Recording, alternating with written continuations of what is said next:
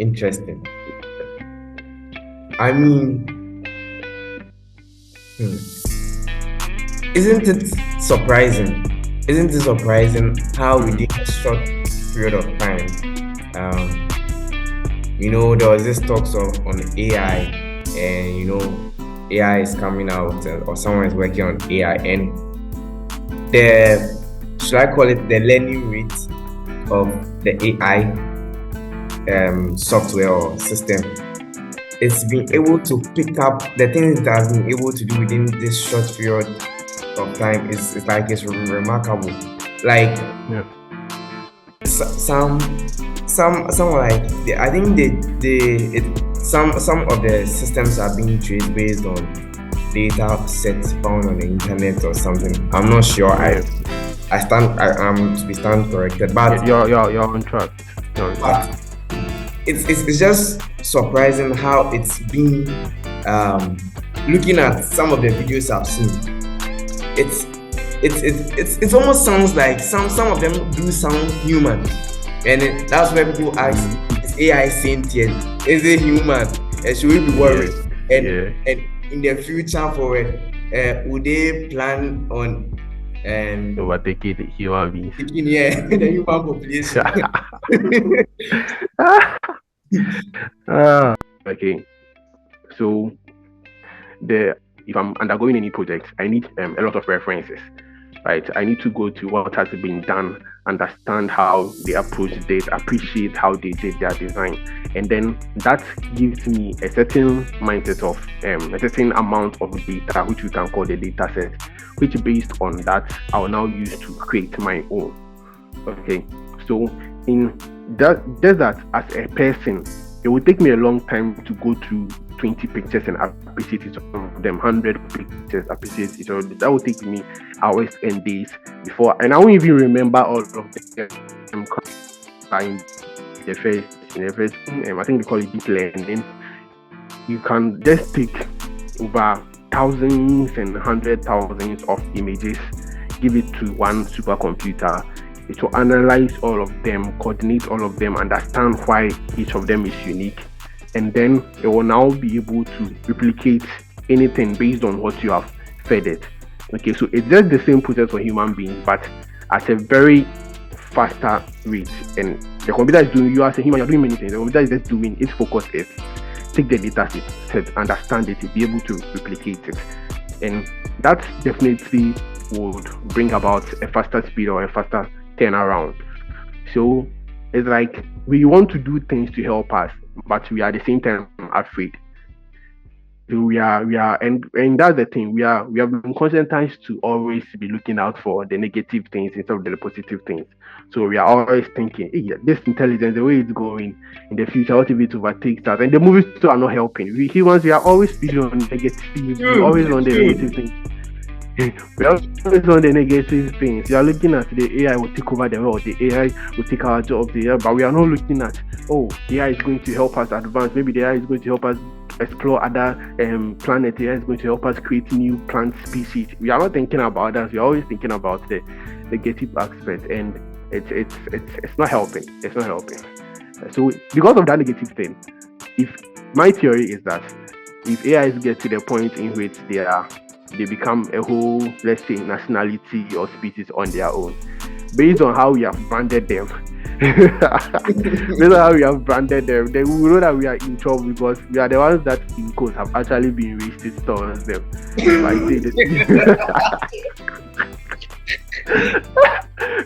Yeah, that was be racist. So if they become how we expect them to become, then it's our own fault, not a. So that's So, so okay.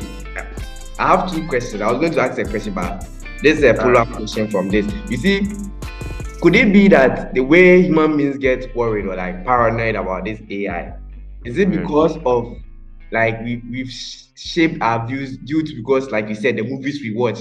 Remember the Will Smith iBox movie? We have yeah. movies like that and stuff like that, where in the beginning, the AI is good, is supposed to serve us, and at the end of the day, it turns turns on its own creators or on the Yeah, population. yeah. So is it because is there this kind of anxiety present because shaped by the movies that we watch and see in the theaters and so on? It's a sort of cycle. I see it as a sort of cycle. Human beings by default are afraid of the unknown.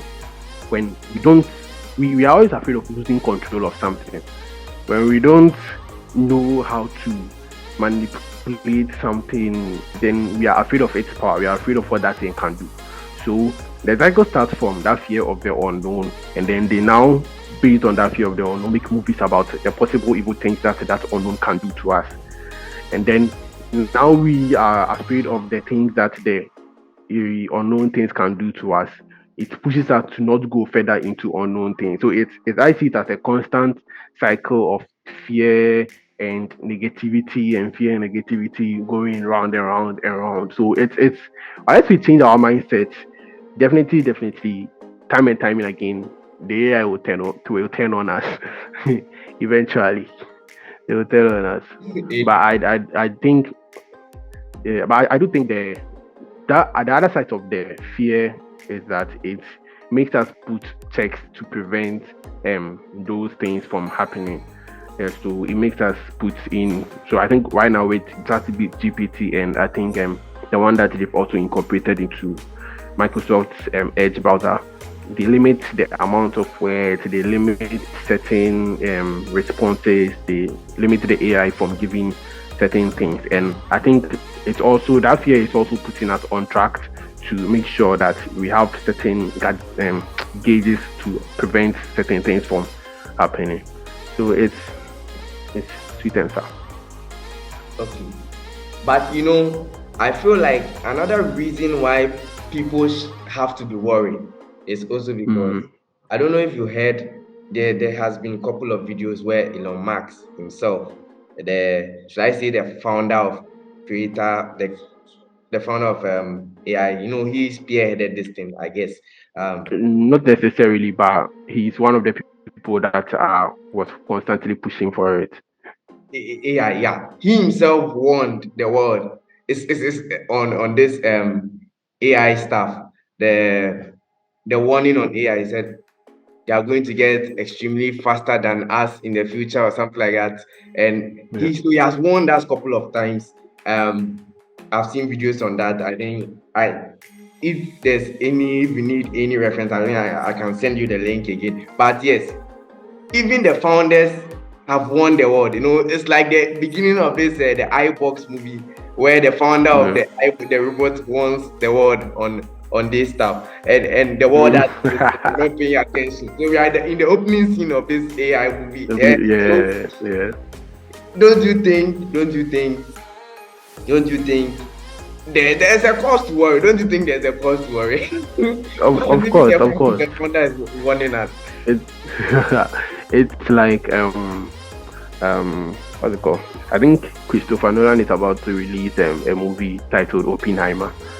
I don't know if you've seen the trailer. I think Oppenheimer is about when the first nuclear weapon was created, and the scientist that was like the spearhead for that whole thing. Yeah, so definitely the scientist was having a caution of worry because it's a bomb they were literally creating. Even when they were testing the nuclear weapons, they were afraid that there was a possibility the reaction chain would go on and consume the whole earth, because it's the nuclear chain that happens. The chain would continue until the whole world was consumed with radiation, right? But then, unfortunately, when they tested out the first nuclear bomb, though it was at a massive scale, the chain didn't continue forever like they feared. Okay.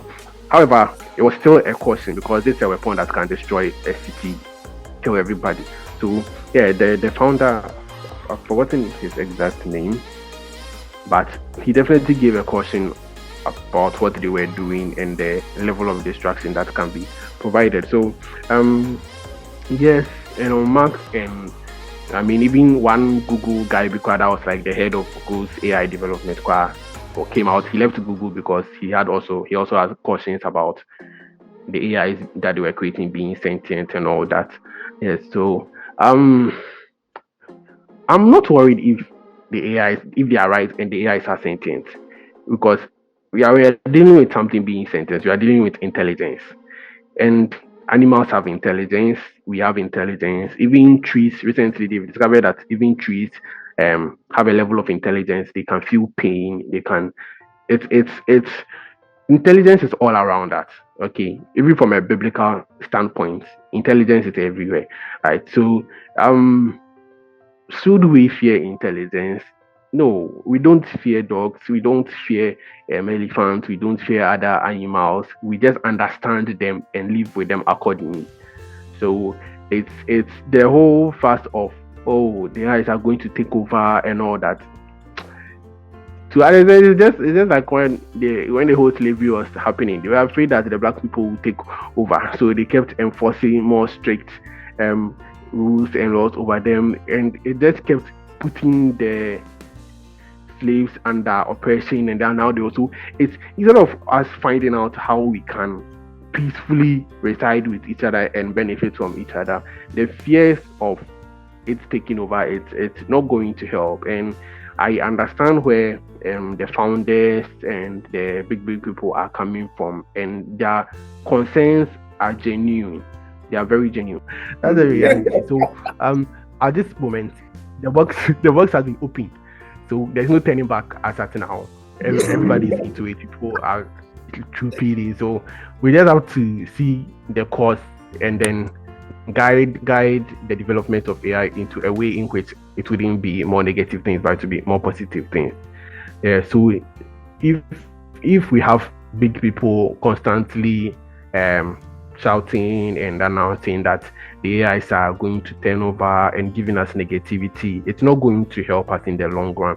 It's not going to help us integrate it well. It's always going to be fear, and we might miss out on certain things. Because like I said, there are hospitals that AIs are really helping with operations and all that. It's saving lives. So if we decide to ban all AI, then people are going to die. It's a whole something.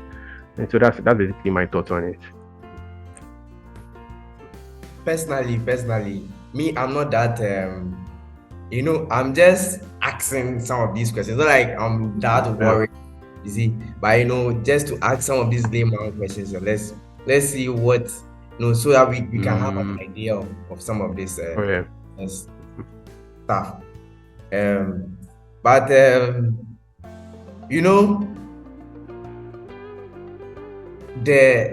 next question I'll ask is, do you think, I don't know, I certainly don't know, but do you think this set of AI softwares and systems have limits? Do they have limits?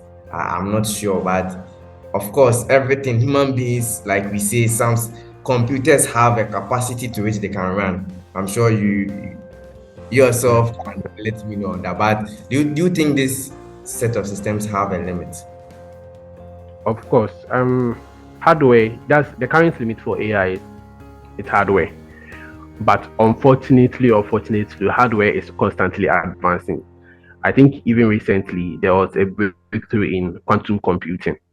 So so as much as there is a limit in terms of hardware processing, because if you want to do deep learning or deep neural networks and all that, you need serious processing power. You need supercomputers to consume that amount of data set and churn out the results. Okay, so yes, they do have limits. Apart from hardware being a limit, depending on how they were coded, there is this. About which there's this particular movie that sort of showed that depending on the person or the creator of the AI, you tend to see the creator's personality in that particular AI, the creator's mindset in that particular AI.